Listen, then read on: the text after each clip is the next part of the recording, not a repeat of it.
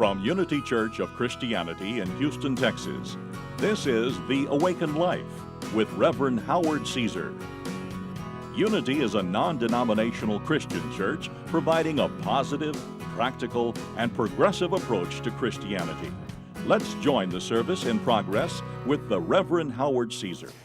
And so I have a question to ask you, and that is, have you established your mission for the coming year? Yes, okay. And does it complement your mission in life? And do you have clarity on what your mission in life is? And I hope to bring clarity to that if need be. You see, there is only one mission that we all share in this life, and that we all have been given. You know what that is? I'll let you know just a second. There is actually a book that some of you are familiar with. It's a book that we study here in Unity, a familiar book. It's called Lessons in Truth, and it's written by Emily Cady.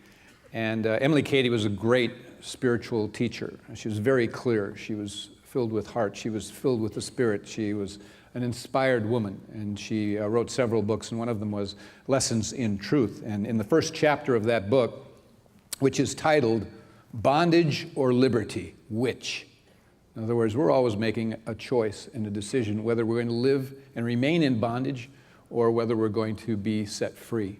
And she shows the way.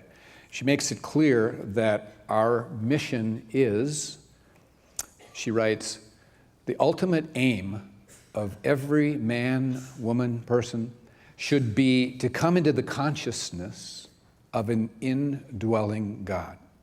And then, in all external matters, to affirm deliverance through and by this divine one. In other words, there is a divine presence, and it's indwelling. It's an indwelling God.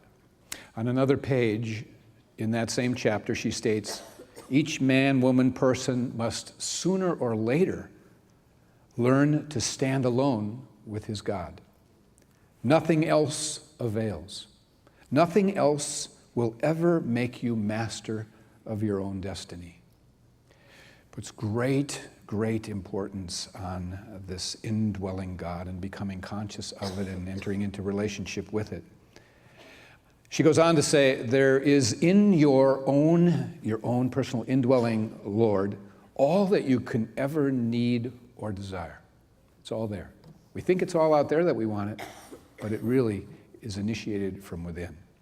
And she talks about a process. And she talks about stages that a person goes through. And she says that man is often first living in kind of the selfish part of himself, and that he has to grow up through various stages and by various processes to having the spiritual understanding wherein he knows that he is really one with the Father.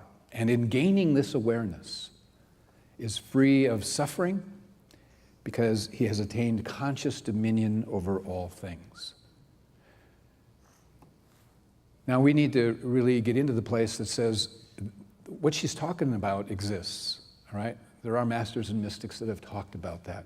It is a journey that they have been on, a pathway that they have achieved various levels of. So it exists.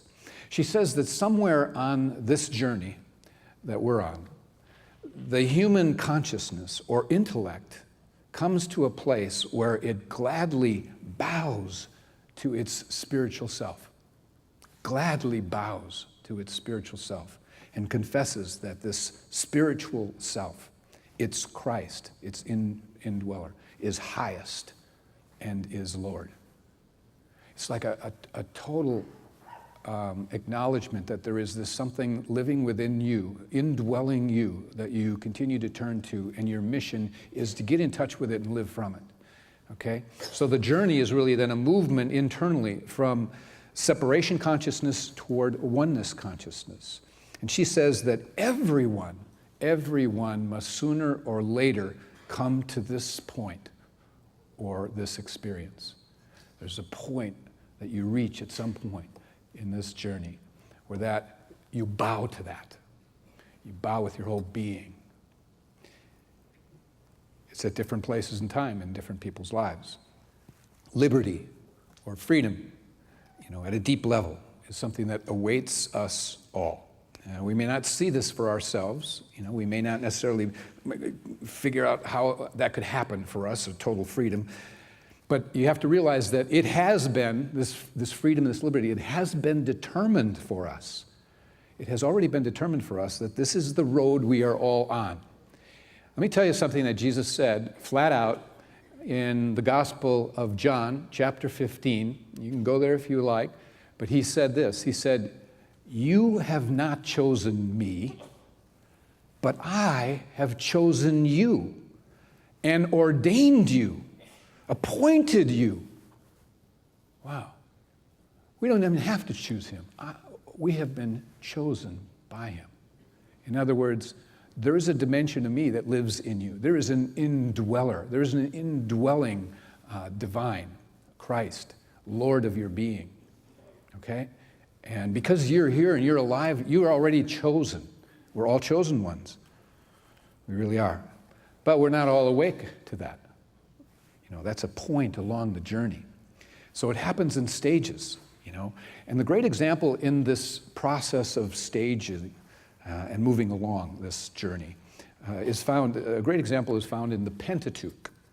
Okay, and I don't know, some of you may know what the word Pentateuch means, and actually it's the scholar's term referring to the first 5 books of the Bible: Genesis, Exodus, Leviticus, Numbers, Deuteronomy.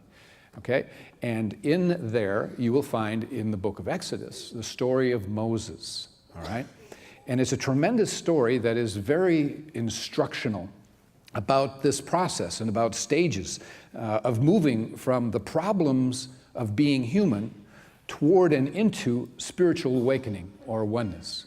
He depicts that. He shows us that. It's a marvelous story. And I know we're all familiar with it, but you have to realize that every time you read a story, you go deeper with it because you're not in the same place. You can read a book, put it on a shelf, you didn't get nothing out of it, take it down, somehow you're led to open that book 2 years, 5 years later, and it just speaks to you. So you're in a different place, all right? Some have said, mystics have said, that the Bible has at least 7 levels of meaning. You can read the Bible in scriptures and it speaks to you on one level, and there are other levels that take you deeper and deeper as you change and shift from where you are.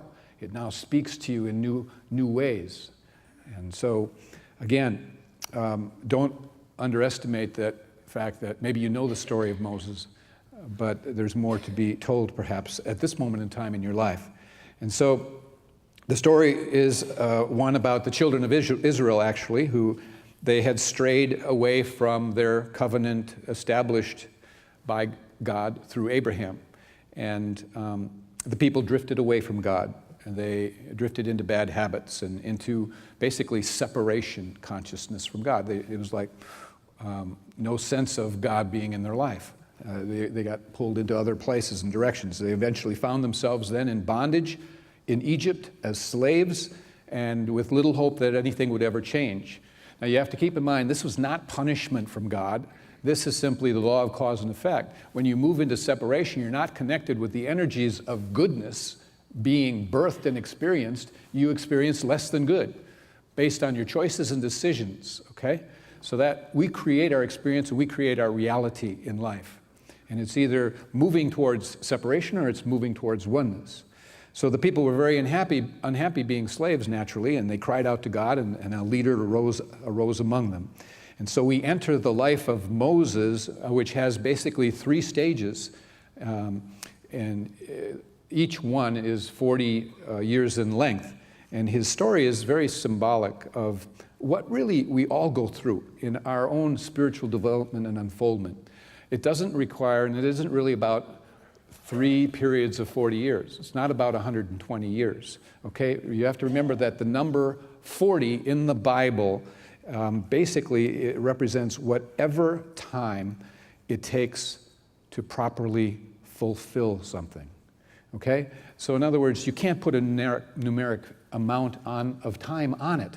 It could be an hour, it could be a week, it could be a month, it could be 40 years, it could be 60 years. But it basically symbolizes whatever it takes to properly fulfill something, whatever time it takes for you to wake up, whatever time it takes for you to get the healing, to get to the results, to get the lesson, to get the understanding that is next up for you on that journey. So the first stage, and some have referred to it as like the first act of a play, is sometimes referred to, and it's where the Jews have been in slavery for 400 years. And if you know the story, Moses is born a slave. And at the time of his birth, the Egyptian Pharaoh has ordered all the male children of Jews to be cast into the river, killed, so as to reduce the numbers of slaves. And his mother hid him for a time, and then after a bit placed him in a basket by the riverbank, and he was floating down, and he was found by the Pharaoh's daughter. And I don't have time to tell you how and all that, but there was a sequence of events whereby Moses' real mother is appointed as the nurse to the child without them knowing that she's the real mother. And so she is able to be there with him as he's growing up and basically keep alive in him this connection to the divine. And at least that he's the knowledge of the Hebrew faith. And so in the first phase of his life, he is raised in the splendor of royalty. Okay, it's a royal palace. And he is educated in the most advanced civilization available to him at the time. He is given the latest and best knowledge in the fields of science and math and military and government and psychology and occult wisdoms and everything, okay? He is educated to become an Egyptian leader.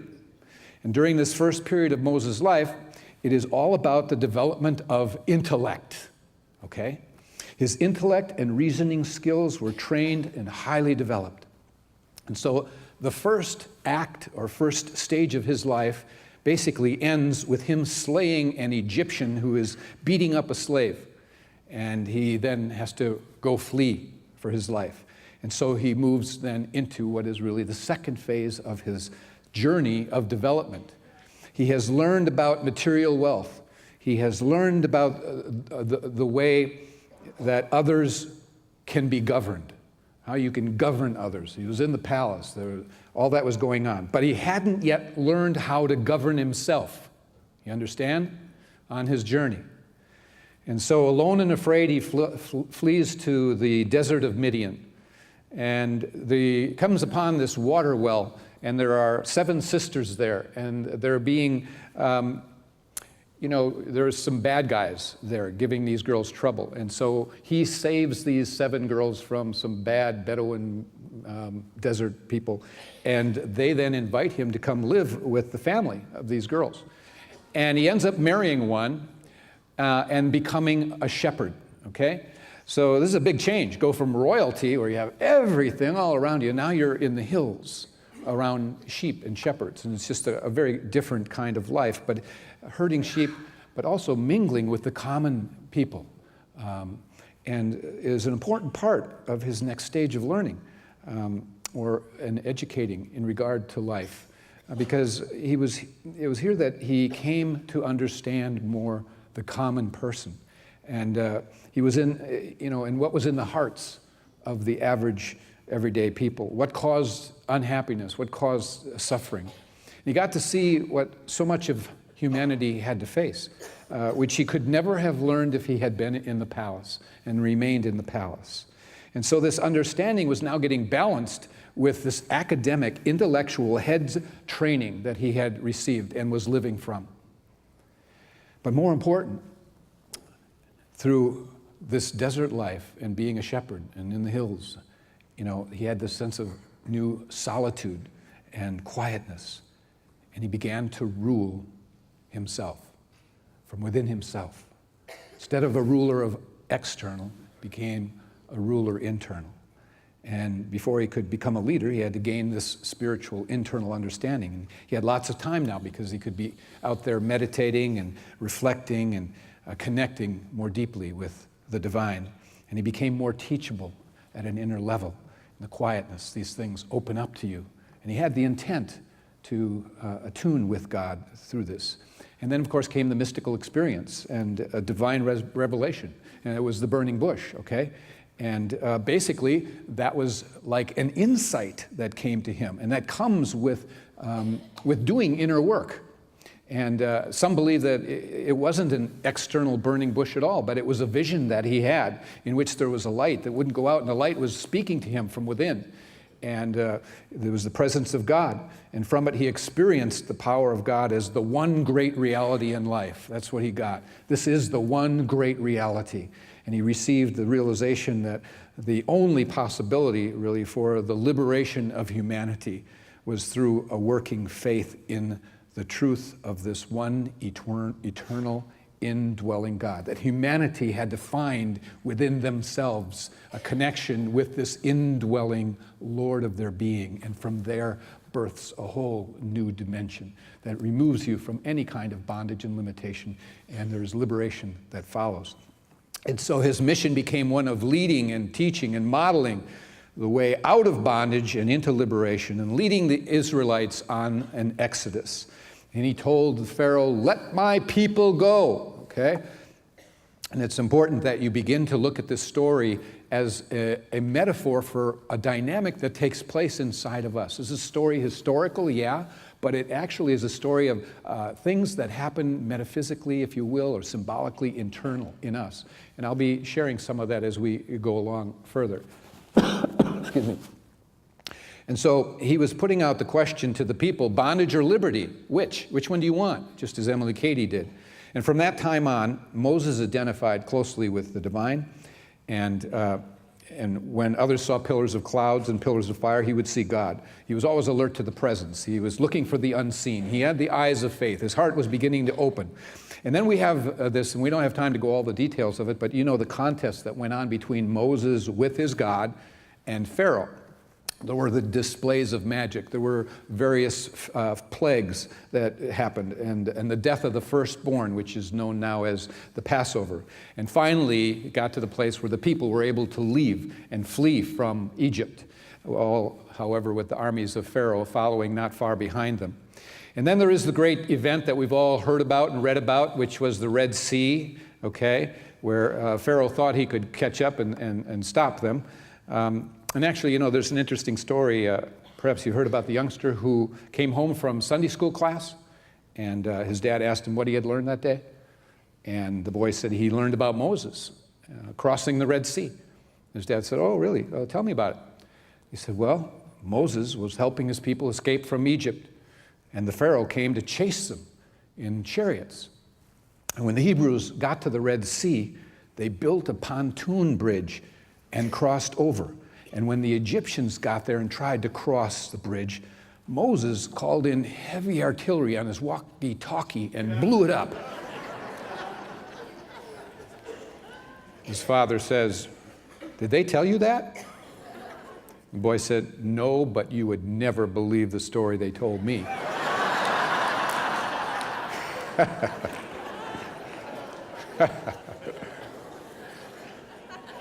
So there is a tremendous teaching here in what was affirmed at the juncture of reaching a barrier where it seems like you can't find a way.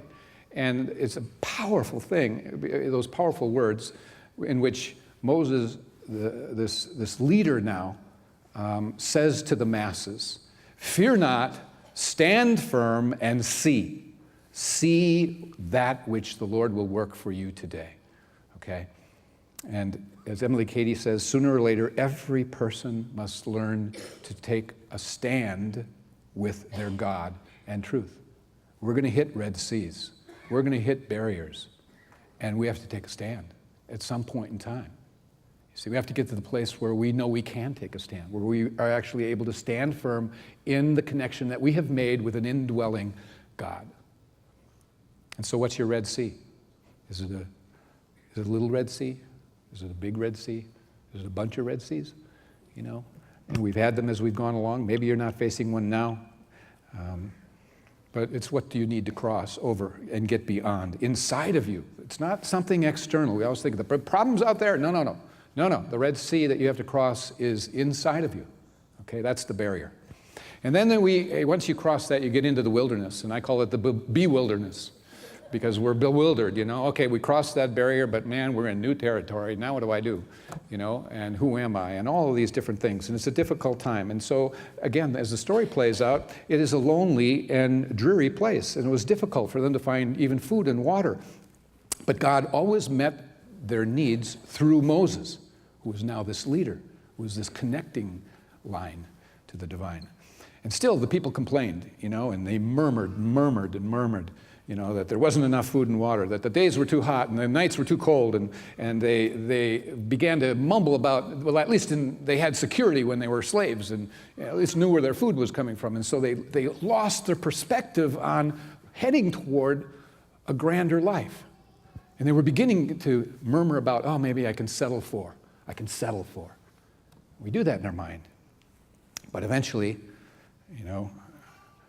Moses moved them out of that fragmentation. He began to get them organized into groups and divisions and established a chain of command and began to break that up. And the mission of Moses was to lead the Israelites out of bondage and into, symbolically, what is the promised land.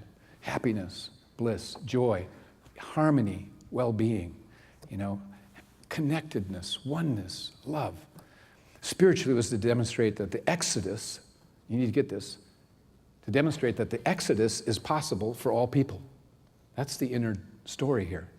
To become free from our self-imposed bondage in regard to life. It's an inner Exodus that we can make. And so the whole story is a parallel, really, for us and our lives and our experience of growing spiritually. And there's a choice to be made by all of us, bondage or liberty. Which? Bondage or liberty, which, And when we take a stand for liberty, we then have begun our own exodus. Things begin to happen. And so this is our story. Everyone realizes it's easy to drift away into bad habits in thought, word, deed, just like the Israelites did. Many a person begins the journey with all their attention and focus directed on the outer effects of life. Everything is about facing the outer and dealing with it from an outer perspective. We may think we know spiritual truth, but we've only grasped spiritual truth at an intellectual level. We've often trained our mind intellectually to kind of know all the stuff. We may even know the verses. We know what to say. We grasp truth only with the mind, not with our heart, but that's not enough. You see, it hasn't been internalized. It hasn't been experienced. It hasn't been tasted. We know about it, but we really don't truly know it, okay?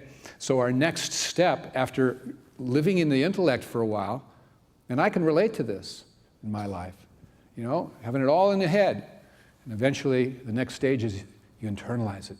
You begin to feel. You begin to make a connection. You retreat through meditation and prayer and quietness and reflection and listening in the silence. You become teachable at the heart level. You become helpless. And helpless can be a good thing if out of helplessness you're turning only to the divine, not looking for answers out there, but you listen inside deeply.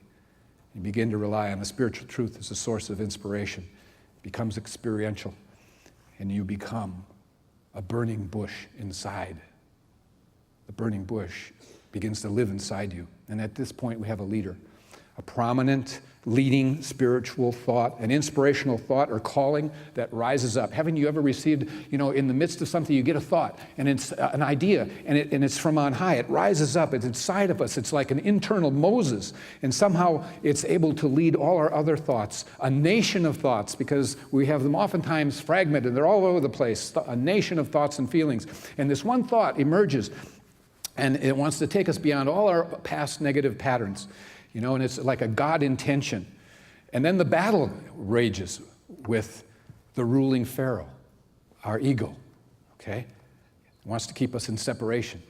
And then we have the Red Sea, which is the collective consciousness, the voices of the world and the voices of, and the ways of the world, of separation. We have to learn to fear not, to stand firm and see what God can do and not cave in, not let the Red Sea win over us. And there are multitudes of thoughts that continue to complain and murmur against this leading God intention that says, there's something more here. There's something greater here. And then there's, no, you can't do it. Nah, this is the way. The world's voices and ways come in that say, nah, it's all about suffering. it's all this or that. And you have to push past that. You have to stand firm. There is a promised land. There is a sense of fulfillment waiting for us when this higher voice, this Moses within, takes over and silences the Pharaoh and takes us on a journey past the Red Seas, through the wildernesses, allows us to be teachable. That's the mission. Do you know what your mission is now? Your mission is to find that Moses in you, the leader, the leading God-connected thought. That one thought that will rise up and lead the nation of thoughts in you to your indwelling God. Beyond the doubts, beyond the murmurings to turn back, beyond the Red Seas, through the wildernesses, to the promised land, to a sense of fulfillment. So find the Moses in you that will fear not, that will stand firm, and that is able to see, no matter what God is going to do for you. Happy New Year. God bless you. When your eyes turn to the window pane, to the lights upon the hill, the distance seems so strange to you now, and the dark room seems so still. Let your pain be my sorrow. Let your tears be my tears too. Let your courage be my motto,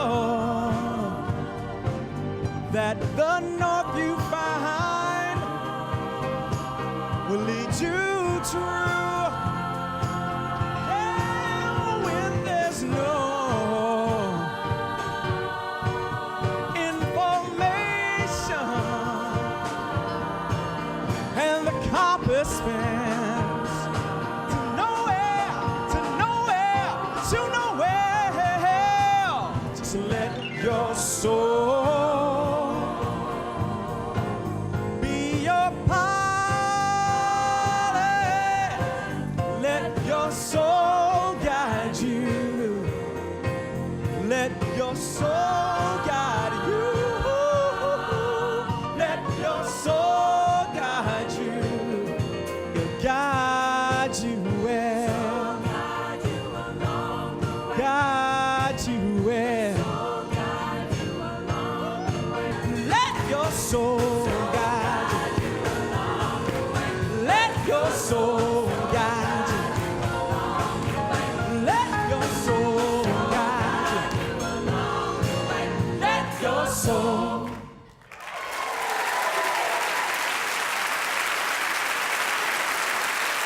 Thank you for joining us for today's message. We invite you to be with us again next Sunday. At Unity, we believe that God's presence of love and goodness is everywhere, and that life is meant to be good. You can find out more about Unity and our teachings at unityhouston.org.